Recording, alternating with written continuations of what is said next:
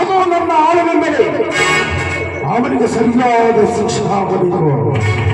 ಒಂದು ಬಂಗಾರದ ಪ್ಲಾನ್ ಇದ್ರೆ ಹೇಳ್ಬಿಡು. ಹಂಗೆ ಊರಾಗ ನಿಮ್ಗೆ ತಗ್ಗಿ ನಡೆದ್ಬಿಟ್ಟು ನಿಮಗೆ ಎದುರು ಹಾಕೊಂಡು ಊರಾಗ ಹಂಗ ಬಾಯ ಮಾಡ್ತಾಳೆ ನೋಡ್ಬೇಕಾಗಿತ್ತು ಅಂತ ಹೇಳಿದ್ರೆ ಹೌದು ಕೊಡಪ್ಪ. ಆಲ್ರೆಡಿ ನಾವೇನು ಪ್ಲಾನ್ ತಗೊಂಡಿದ್ವಿ. ಆ ಪ್ಲಾನ್ ಪ್ರಕಾರ ನೀವು ಮಾಡೋ ತಿಳ್ಕೊಂಡು ಏನಾದ್ರು ಊರು ಬಿಟ್ಟು ಓಡೋಕಂಡ್ರಿ ಹೇಳಿ ಕೊಡಪ್ಪ.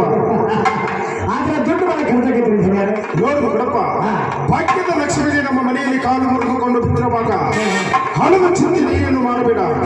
ಹಣ ಕೊಡುವುದು ನನ್ನ ಕೆಲಸ,